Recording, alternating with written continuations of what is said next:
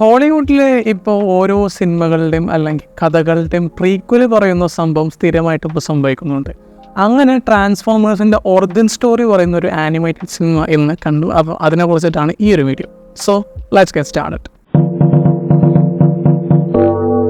ഓട്ടോബോട്ട്സും മെഗട്രോൺസും എങ്ങനെയാണ് ഉണ്ടായത് എന്നാണ് ഈ സിനിമ പ്രധാനമായിട്ടും പറഞ്ഞു വെക്കുന്നത്.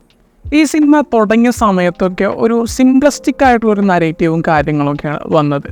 അത് കുഴപ്പമൊന്നും ഉണ്ടായിരുന്നില്ല, എന്നാലും ചുമ്മാ അങ്ങനെ കണ്ടിരുന്നു പോകുന്നൊരു ലെവലിലും അങ്ങനെയൊക്കെ ഉണ്ടായിരുന്നു.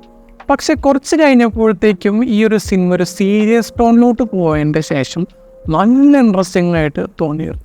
പിന്നെ അങ്ങനെ പോയിട്ട് ഫൈനൽ ആക്ടിലൊക്കെ ഒരു ഭയങ്കരമായ പീക്ക് പരിപാടി ചെയ്തു വെച്ചിട്ടുണ്ട്. അതൊക്കെ കണ്ടിട്ട് എനിക്ക് ത്രില്ലെടുത്തിട്ട് ഞാനെന്താ അറിയില്ല, സീറ്റിൽ നിന്നൊക്കെ എഴുന്നേറ്റ് നിന്നിട്ട് അങ്ങനത്തെ രീതി ഷൗട്ട് ചെയ്യുക അല്ലെങ്കിൽ ഒരു സെലിബ്രേറ്റ് ചെയ്യുന്ന ഒരു രീതിയിലൊക്കെ അങ്ങനത്തെ ഒരു ഇത് ഒക്കെ എനിക്കുണ്ടായി.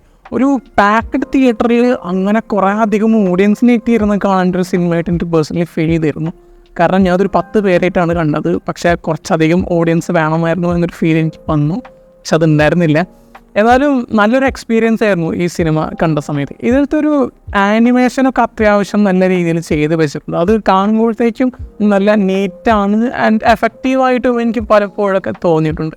പിന്നെ 3Dയുടെ കേസ് പറയുമ്പോഴത്തേക്കും ഞാൻ കണ്ട സ്ക്രീനിൻ്റെ പ്രശ്നമാണെന്ന് എനിക്കറിയാം. എനിക്ക് അത്ര വല്ലാണ്ട് എഫക്റ്റ് തോന്നിയില്ല, എന്നാലും കുഴപ്പമില്ല. ഞാനിതേ സെയിം സ്ക്രീനിൽ നിന്ന് ഇൻസൈഡ് ഔട്ട് മുന്നേ കണ്ടപ്പോഴും എനിക്ക് അത്ര വലിയ ഫീലും ഈ പറഞ്ഞ പോലെ 3Dയിൽ തോന്നിയിട്ടുണ്ടായിരുന്നു. അപ്പോൾ സ്ക്രീനിൻ്റെ പ്രശ്നമാണെന്നാണ് ഞാൻ വിശ്വസിക്കുന്നത്. പക്ഷേ കിടിലും പടമാണ്.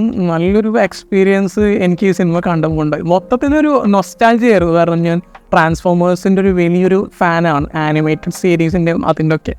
അപ്പോൾ പെട്ടെന്ന് പഴയ കുറച്ച് സംഭവങ്ങളൊക്കെ ഈ സിനിമ കണ്ടപ്പോൾ അങ്ങനെ ഓർമ്മ വന്നു. ആൻഡ് അതിൻ്റെ ആ ഒരു എഫക്റ്റിലാണ് ഈ സിനിമ മൊത്തം കണ്ടത്. അതുകൊണ്ട് ഭയങ്കരമായിട്ട് എനിക്ക് വർക്കായൊരു സിനിമയാണ് ഇത്. ഓക്കെ, അപ്പം മറ്റൊരു വീഡിയോ ആയിട്ട് പിന്നെ ബൈ ഗൈസ്.